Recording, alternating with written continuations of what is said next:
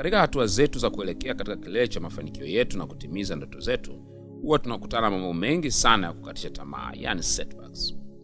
Wakati mwingine kuna mambo ambayo yakitokea katika maisha yako ni kama vile yanaashiria huwezi tena kufanikiwa na kutimiza malengo uliyojiwekea. Kwa ufupi, unaingia na hali ya kukata tamaa kusiko kwa kawaida.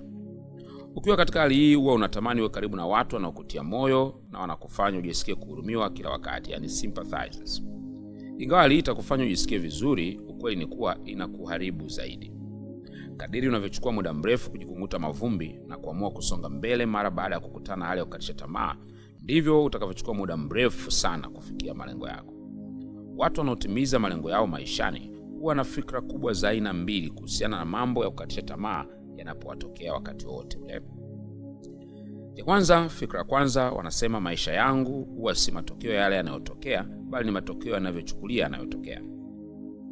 Katika stadi za maisha ya kila siku, inaonekana kuwa changamoto tunazopitia kusababisha 10% tu ya vile tulivyo. 90% iliyobakia kusababisha na mwitikio au hatua tunazoamua kuzichukua baada ya changamoto kutokea. Kama mtu akikwambia una thamani, hilo ni tukio, lakini je, mwitikio wako utakuwaje? Mwingine atapuuzia, atasema hayo ni maoni yake. Mwingine ataumia na kujifungia chumbani na kuanza kulia, na baada ya hapo hata mavazi yake yatakuwa yanaendana na mtu asiyejithamini. Hii ndio maana watu wawili wanaweza kupitia changamoto moja inayofanana, lakini wakapata matokeo tofauti. Kuanzia leo, amua kuwa mwitikio wako uwe ni ule unaokupa nguvu zaidi na sio kukudhoofisha. Fikra ya pili ni kuwa sina mtu wa kumlaumu katika hili, nitawajibika mwenyewe. Watu ambao kila wanapopata changamoto kazi yao ni kuwalaumu watu wengine au mazingira, huwa hawafiki mbali.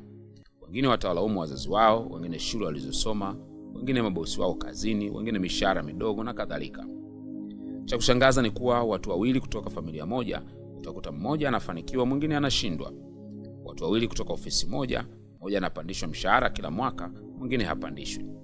Watu wawili waliosoma darasa moja, mmoja amekuwa mkurugenzi, mwingine bado hana kazi. Swala kubwa si kuendelea kulaumu au kulalamika. Tambua kuwa wajibu wa kubadilisha maisha yako uko mikononi mwako. Jifunze wenzako walifanya nini wakafanikiwa, nawe ujue utafanyaje ili ufanikiwe.